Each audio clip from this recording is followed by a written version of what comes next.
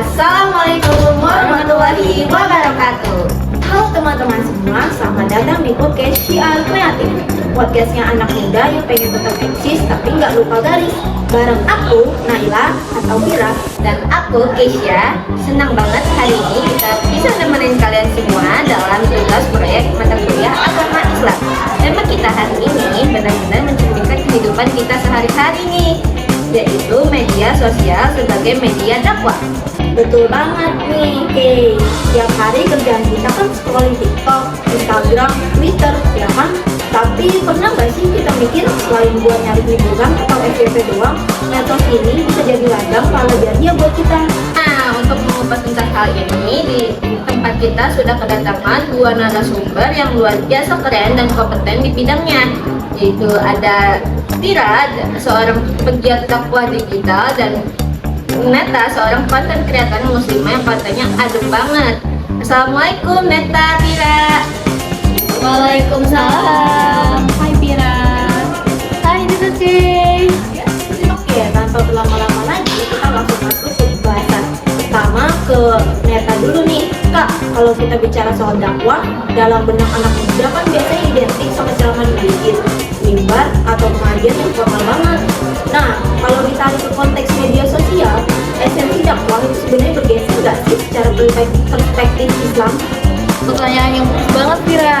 Nah, jadi kalau kita merujuk pada esensinya, dakwah itu artinya mengajak atau menyeru kepada kebaikan. Rasulullah SAW bersabda dalam hadis riwayat Muslim, barang siapa yang menunjukkan kepada kebaikan, maka dia akan mendapatkan pahala seperti pahala orang yang mengerjakannya.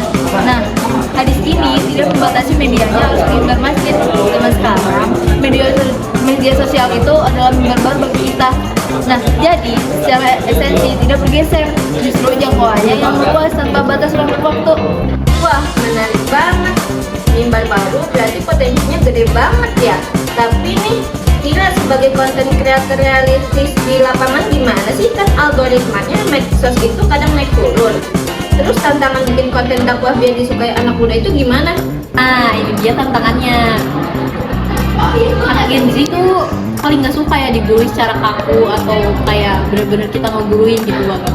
Jadi makanya pendekatannya tuh di dakwahnya harus lewat media sosial atau medsos, dan harus komunikatif dan juga relatable. Mungkin penyampaiannya harus valid, misalnya yang kita kutip ayat Al-Quran atau hadis sahih, tapi dikemas pakai visual yang estetik dan infografis yang ringkas, atau video pendek yang cuma 60 detik atau 1 detik yang langsung to the point. Kita manfaatkan teori komunikasi yang modern untuk menyampaikan nilai-nilai keislaman. Setuju, aku sendiri kalau nemu konten yang estetik tapi isinya mungkin sholat atau ada tarian, itu lebih ngena daripada yang isinya langsung nakut-nakutin.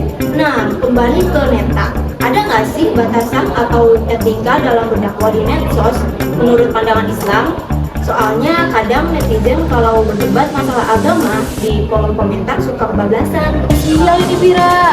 Islam itu punya panduan yang sangat jelas tentang bagaimana cara berkomunikasi, yang dalam Al-Quran disebut dengan konsep at-taqwa bil hikmah. Di surat An-Nahl ayat 125, Allah berfirman, serulah manusia kepada jalan Tuhanmu dengan hikmah dan pengajaran yang baik, dan berdebatlah dengan mereka dengan cara yang baik. Jadi, etika utama dakwah digital itu, yang pertama ada validitas atau tabayun, pastikan info atau hadis yang di-share bukan hoax atau hadis palsu. Yang kedua, lisannya santun, hindari hate speech, mencela, atau merasa paling suci di kolom komentar. Dakwah itu merangkul, bukan memukul. Insyaallah, merangkul bukan memukul, keren banget kalimatnya. Berarti kita sebagai pengguna biasa pun misal cuma nge-share ulang di post, infografis kajian yang bermanfaat, itu tuh bisa dihitung berdakwah ya Kak? Bisa banget Kay, justru kekuatan media sosial itu ada pada engagement dan sharing. Dan satu kali klik tombol share untuk keluarga atau teman-teman, itu tuh sangat berarti. Dan ada satu orang saja yang tergerak hatinya, itu udah jadi pahala jariah atau dapat menjadi ketenangan untuk kita. Jadi jangan merasa minder, kayak aduh ilmu di agama aku belum seberapa, mulai aja dari hal yang kecil gitu, kayak ngebagiin konten positif ke keluarga atau teman-teman sekitar. Luar biasa, jadi medsos ini pisau bermata dua ya. Kalau dipakai buat nyebar gibah atau maksiat, dosanya jariah. Tapi kalau dipakai buat takwa dan kebaikan, pahalanya jariah. Kita tidak sadar nih teman-teman, waktu kita terbatas banget. Sebelum kita mengakhiri obrolan seluruh hari ini, boleh dong dari Neta dan Vira memberikan closing statement atau kesimpulan singkat dari topik kita hari ini.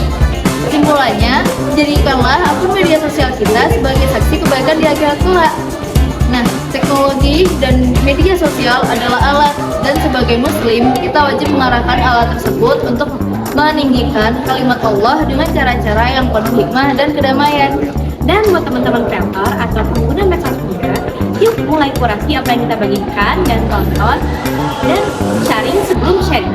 Bikin konten positif itu keren dan berdakwah lewat kreativitas.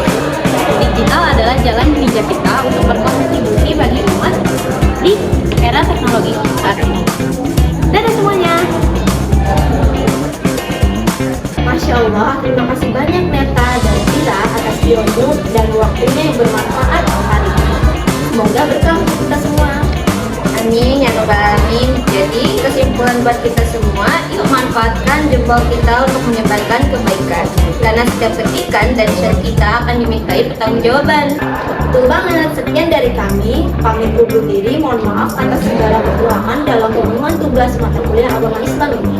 Terima kasih pada dosen pemangku dan teman-teman yang sudah mendengarkan. Wassalamualaikum warahmatullahi wabarakatuh.